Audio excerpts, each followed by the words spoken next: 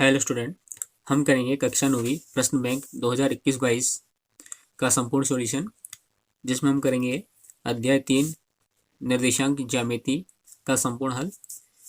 इस पार्ट में से आपको कुल 4 अंक के प्रश्न पूछे जाएंगे कि जिसमें से 2 तो ऑब्जेक्टिव रहेंगे और एक प्रश्न रहेगा 2 नंबर का। शुरुआत करते हैं। यहाँ पर सबसे पहला प्रश्न यह पूछा है कि मूल बिंदु के निर्देशांक होते हैं। तो देखिए, मूल बिंदु जब भी आता है तो हमेशा ध्यान रखना है कि मूल बिंदु के निर्देशांक हमेशा 0 0 होते हैं। तो ऑप्शन नंबर स इसका राइट है। उसके बाद देखिए, बिंदु -2 -3 किस चतुर्थांश में स्थित होगा। देखिए, हम चतुर्थांश को समझ लेते हैं कि चतुर्थांश होते क्या है। हम यहाँ पर 2 प्रकार की लाइन ड्रॉ करते हैं इस प्रकार से। जो क्षैतिज लाइन है इसको एक्स अक्ष बोला जाता है, जो ऊर्ध्वाधर लाइन है इसको वाई अक्ष बोला जाता है।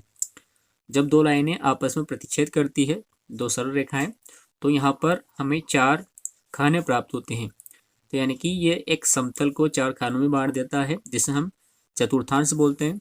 तो हमें यहाँ पर कुल 4 चतुर्थांश प्राप्त हो जाते हैं, इसलिए इसको हम प्रथम चतुर्थांश बोलते हैं, इसको द्वितीय चतुर्थांश, यह तृतीय चतुर्थांश और ये चतुर्थ चतुर्थांश यहाँ पर मिलता है। ये मूल बिंदु होता है जिसके निर्देशांक हमेशा 0 0 होते हैं। यहाँ पर जो x की संख्या है ये पॉजिटिव में रहती है, इधर प्लस की संख्या जाती है 1 2 3 4 5 में। ये y ये भी पॉजिटिव में रहता है, इसकी सारी संख्या जाती है यहाँ से 1 2 3 4 इस रूप में। और ये इस x का विलोम रहता है, यानी कि पूरक रहता है, इसलिए इसको लिखते हैं एक्स डैश। ये रहता है माइनस में, -1 -2 -3 -4 एंड सो ऑन।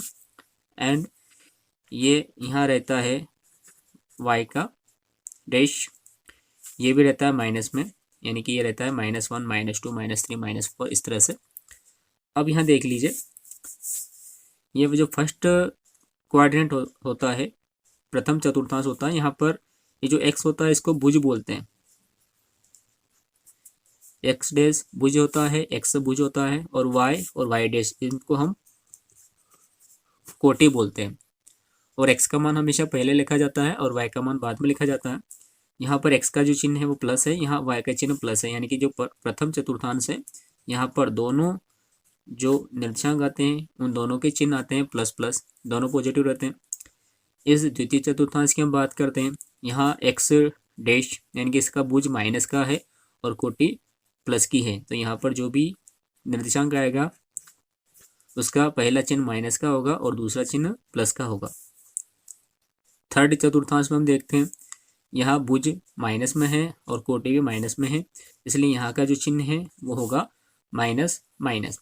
और देखिए, जो चतुर्थ चतुर्थांश होता है यहाँ पर भुज प्लस का है और कोटि माइनस की है, इस कारण से यहाँ पर जो चिन्ह होता है वो होता है प्लस माइनस का। अब देख लीजिए, यहाँ पूछा हमसे कि बिंदु -2 -3 किस चतुर्थांश में है। तो देख लीजिए, दोनों माइनस के चिन्ह कौन से चतुर्थांश में आ रहे हैं यहाँ पर। तो यहाँ देखने से हमें पता चला कि दोनों जो चिन्ह है माइनस के वो आते हैं तृतीय चतुर्थांश में। तो इसका राइट ऑप्शन हो जाएगा स तृतीय चतुर्थांश। देखिए, आपको जो भी परीक्षा में ऑब्जेक्टिव पूछा जाएगा, लगभग सारे के सारे ऑब्जेक्टिव आप यहाँ से क्लियर कर सकते हैं।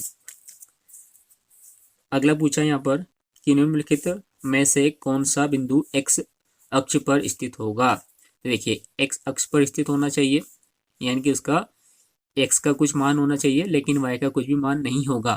तो यानी कि x अक्ष पर स्थित होने के लिए उसका मान x, 0 के रूप में होना चाहिए, इस रूप में होना चाहिए, x, 0 के रूप में होना चाहिए, यानी कि x का कुछ मान होना चाहिए और y हमेशा 0 रहेगा यहाँ पर। तो देख लीजिए, ऐसा कहाँ मिल रहा है हमें।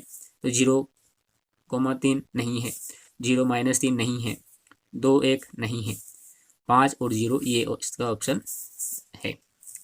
अगला देखिए, निम्नलिखित में से कौन सा बिंदु y अक्ष पर स्थित होगा। ये इसका उल्टा, ये x अक्ष पर पूछा था, ये y अक्ष पर पूछा है, तो यहाँ हो जाएगा 0, y। हमें 0 के बाद कोई संख्या देखनी है। तो देखिए, यहाँ पर पहले ही ऑप्शन दे रखा है 0, 2। इसका सही उत्तर हो जाएगा 0,2। बाकी ऑप्शन देखने की आवश्यकता नहीं है।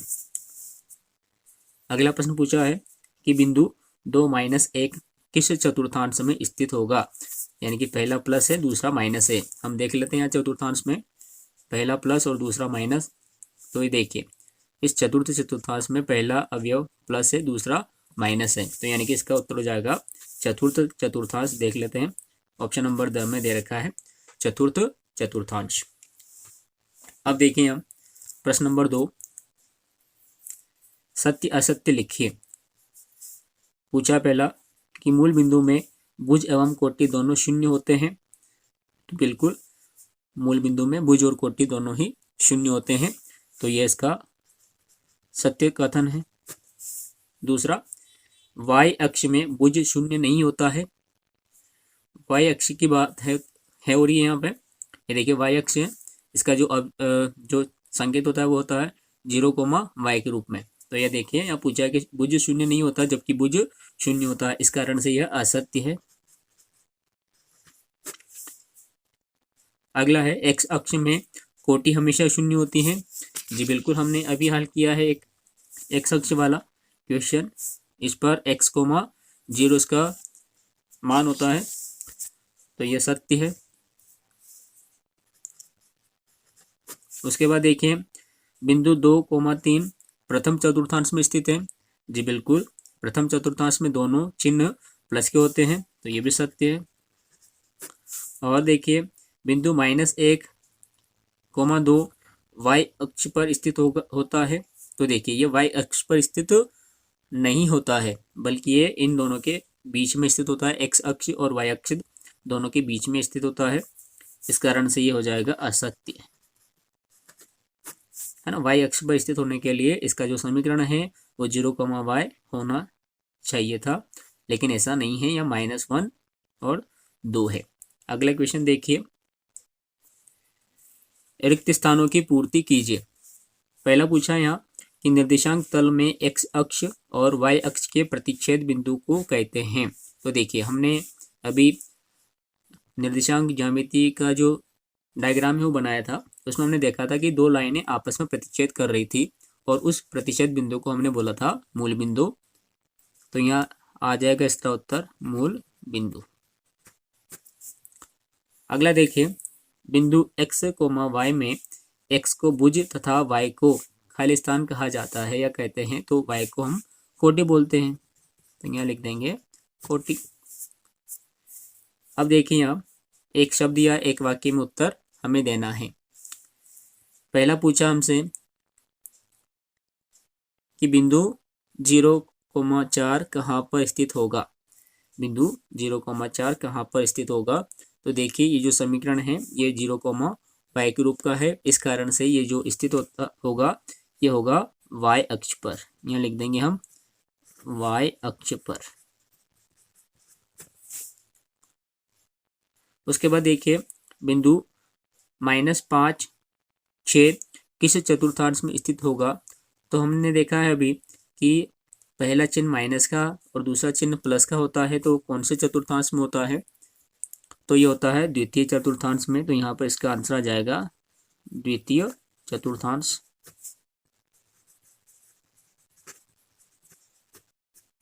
यदि प्रथम, द्वितीय, तृतीय समझने में कठिनाई हो रही है तो आप वीडियो को रिवर्स करके देख लीजिए, वहाँ हमने अच्छे से उसको समझा है कि कौन सा चतुर्थांश में कौन सा चिन्ह आएगा।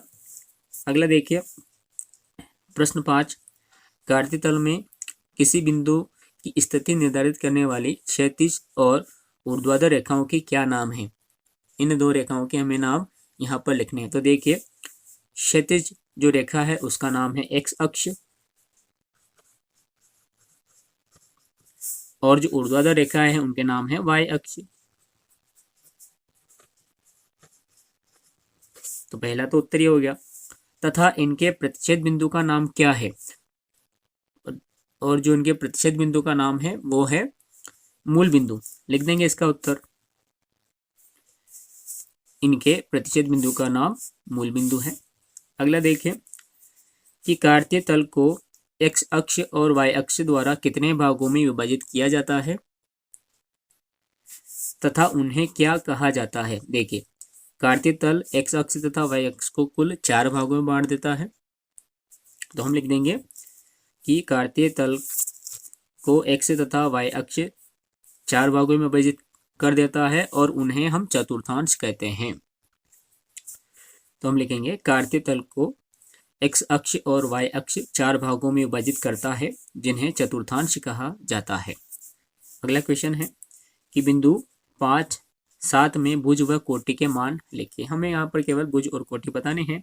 तो देखिए, हमने भी हाल पढ़ा है कि जो प्रथम होता है वो x होता है, यानी कि वह भुज कहलाता है, और जो द्वितीय अवयव होता है वो हमेशा वाई अक्ष का रहता है, तो यह कोटि कहलाता है। तो हम यहाँ लिखेंगे कि इसका जो भुज है वो 5 है एवं इसकी जो कोटि है वो 7 है।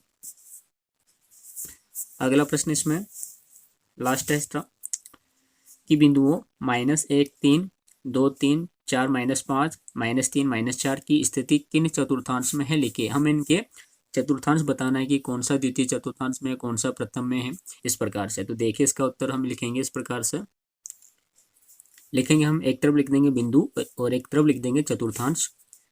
यहाँ बिंदु लिख देंगे जो यहाँ पर 4 बिंदु दिए हैं, और यहाँ उनकी स्थिति हम बता देंगे। जैसे पहला है -1 और 3, यह हम उस चतुर्थांश में देखते हैं तो यह द्वितीय चतुर्थांश में स्थित होता है। 2, 3 चतुर्थांश में देखने पर पता चला कि ये जो है ये प्रथम चतुर्थांश में है। 4, -5 ये चतुर्थ चतुर्थांश में स्थित है, और -3, -4 ये तृतीय चतुर्थांश में स्थित है। इस प्रकार से जो अध्याय 3 है वो कंप्लीट हो गया है।